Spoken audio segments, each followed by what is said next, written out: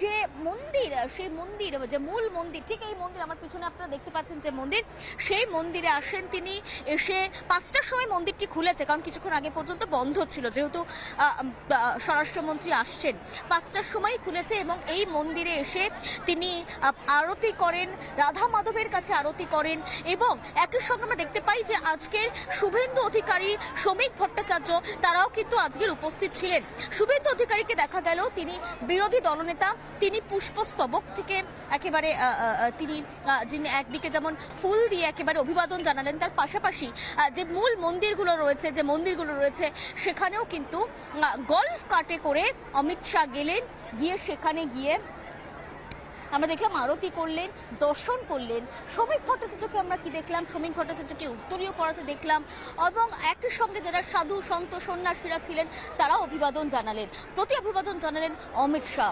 আজকের কি বলেন সেদিকে যেমন নজর ছিল, তার পাশাপাশি আজকের একেবারে কিন্তু অরাজনৈতিক। আমরা জানি যে এর আগে যখন তিনি এসেছেন রাজ্যে, সে ভোট বাউন্ড বা ভোটমুখী রাজ্যে, সেই সময় নয় বৈঠক সেরেছেন, নয় তিনি কখনো এসেছেন, এসে কথা বলেছেন, তাদের যে কর্মী সদস্যদের সঙ্গে কথা বলেছেন। কিন্তু এবারেরটা একেবারেই আমন্ত্রণ রক্ষা করতে দিল্লি থেকে ছুটে আসা। 152তম ভক্তির সিদ্ধান্ত সরস্বতী ঠাকুর প্রভুপাদের আজকে জন্ম জয়ন্তী, এবং সেই জন্ম জয়ন্তী পালন করছে গোটা ইসকন এবং একই সঙ্গে গৌরীয় পূর্ণিমা। ফলত একদিকে তো মেতেই রয়েছে ইসকন, রাধা মাধবের নামে মহাপ্রভুর জন্য মেতেই রয়েছেন, একই সঙ্গে গুরুর জন্ম জয়ন্তী। তার ফলস্বরূপ ইসকনের কিন্তু ছবিটা, মেজাজটা একদম আলাদা। আজকের এই মুহূর্তে প্রচুর মানুষ ভক্তিতে ভেসে যাচ্ছেন, ভক্তির স্রোতে ভেসে যাচ্ছেন। মানুষজন আসছেন, মহাপ্রসাদ গ্রহণ করছেন, কেউ এখানে এসে প্রদীপ জ্বালছেন, তাদের মনের কথা বলছেন। এবং তারই মধ্যে অমিত শাহ কিন্তু সেই ভক্তদের মতো করেই তিনি এলেন, এসে মাথা নত করলেন ইসকনের সামনে। এবং সেই দিকেই কিন্তু আজকে সমস্ত নজর ছিল। আমরা দেখছিলাম আজকে কিশলয় ছিল সঙ্গে আমাদের, এবং কিশলয় সকাল থেকে দেখাচ্ছিল হেলিপ্যাড গ্রাউন্ডের ছবিটা। হেলিপ্যাড গ্রাউন্ডেও কিন্তু বহু উৎসুক মানুষজন তারা গিয়ে হাজির হয়েছিলেন। হেলিপ্যাড গ্রাউন্ডে গিয়ে তারা সেখানে অভিবাদন জানানোর জন্য, তাকে স্বাগত জানানোর জন্য তারা কিন্তু পৌঁছে গিয়েছিলেন। এবং একই সঙ্গে হেলিপ্যাড গ্রাউন্ডের সিকিউরিটি ছবি থেকে শুরু করে প্রত্যেকটা একেবারে ফার্স্ট অ্যান্ড এক্সক্লুসিভ ছবি প্রত্যেকটা রিপাবলিক বাংলা দেখিয়েছে। এবং অমিত শাহ আসার পর শুভেন্দু অধিকারী থেকে শুরু করে শ্রমিক ভট্টাচার্য, জগন্নাথ সরকার, আমরা সকলকে দেখতে পেলাম এক এক করে তারা আসলেন। এবং আজকের যে অনুষ্ঠানে এসেছেন সেই অনুষ্ঠানে মনে করিয়ে দিলেন যে গুরুর প্রয়োজনীয়তা কি, গুরু কিভাবে রাস্তা দেখাতে পারে, গুরু কেন প্রয়োজন প্রত্যেকের জীবনে, সেটাও কিন্তু একই সঙ্গে অমিত শাহ মনে করিয়ে দিলেন গীতার প্রয়োজনীয়তা কি, মনে করিয়ে দিলেন এই ইসকন কি করে রাস্তা দেখিয়েছে গোটা বিশ্বকে। এবং তাই তো আজকের এই মন্দিরের সামনে দাঁড়িয়ে, যে মন্দির কিছুক্ষণ আগেই খুলেছে, তুমি একটু দেখো ভক্ত সমাগম কতটা হয়েছে। আলেকে বলবো মিরাজ একটু ছবিটা দেখাও।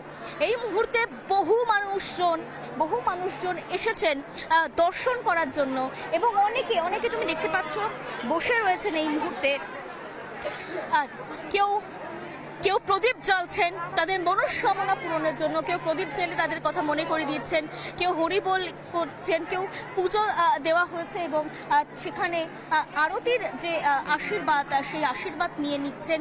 এবং এইভাবেই কিন্তু বিভিন্ন জায়গা থেকে যে সনাতনীরা বিভিন্ন প্রান্ত থেকে এসেছেন তারা আজকের এসে মিশে যাচ্ছেন এই ইসকনে এসে প্রত্যেকটা যারা মানুষজন, যারা বিভিন্ন প্রান্ত থেকে এসছে, কেউ নদিয়া, কেউ কলকাতা, কেউ মালদা, কেউ মুর্শিদাবাদ, কেউ কোচবিহার, রাজ্যের বিভিন্ন প্রান্ত, দেশের বিভিন্ন প্রান্ত থেকে এসেছেন বহু।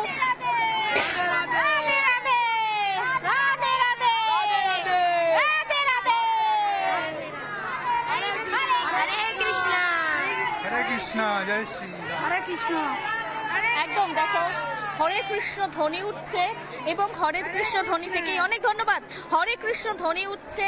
এবং সেই হরে কৃষ্ণ ধ্বনি থেকেই কিন্তু কার্যত বুঝতে পারছো যে এই মুহূর্তে দাঁড়িয়ে মানুষের মধ্যে উচ্ছ্বাসটা ঠিক কোথায় রয়েছে। হরে কৃষ্ণ ধ্বনি উঠছে, রাধে রাধে ধ্বনি উঠছে, এবং তারই মধ্যে বিভিন্ন প্রান্ত থেকে যে সনাতনীরা এসেছেন তারা কিন্তু একাত্ম হয়ে যাচ্ছেন, এই একটা শব্দে একাত্ম হয়ে যাচ্ছেন লাখো মানুষ।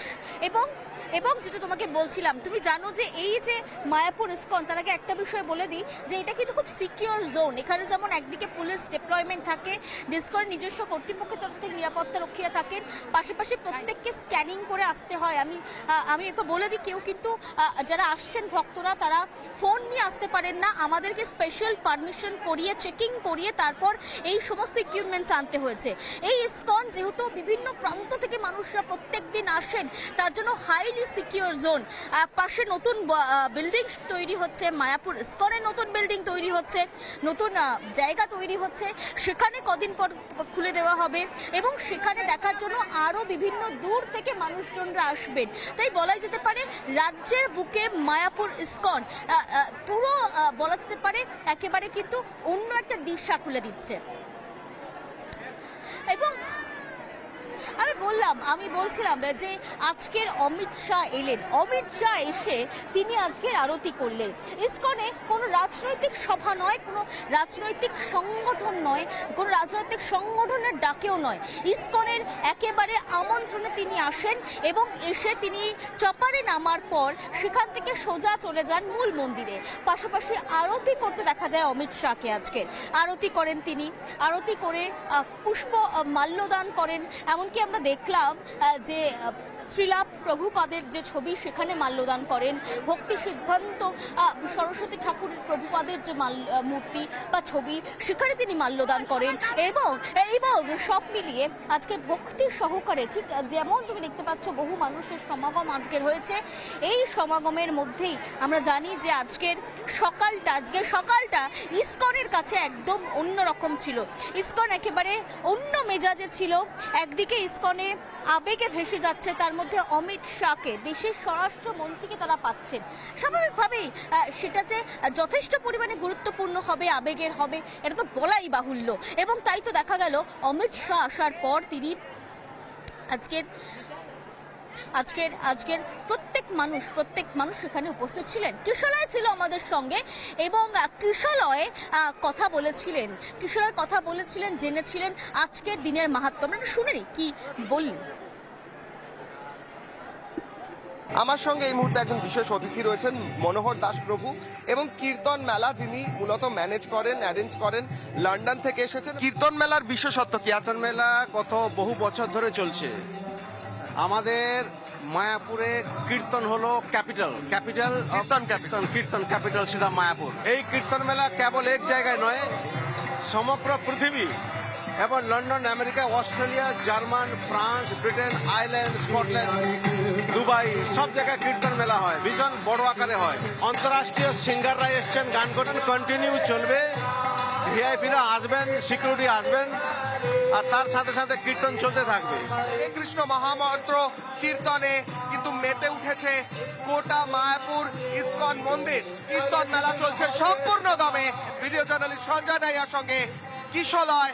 আমার সঙ্গে এই মুহূর্তে একজন বিশেষ অতিথি রয়েছেন, মনোহর দাস প্রভু, এবং কীর্তন মেলা যিনি মূলত ম্যানেজ করেন, অ্যারেঞ্জ করেন, লন্ডন থেকে এসেছেন। কীর্তন মেলার বিশেষত্ব কি? কীর্তন মেলা বহু বছর। নানা ধরনের কন্টেন্ট দেখার জন্য লাইক করুন, শেয়ার করুন আমাদের ফেসবুক পেজ, সাবস্ক্রাইব করুন আমাদের ইউটিউব চ্যানেল। পাশাপাশি অন্যান্য ব্রেকিং নিউজের জন্য অবশ্যই চোখ রাখুন রিপাবলিক বাংলায়।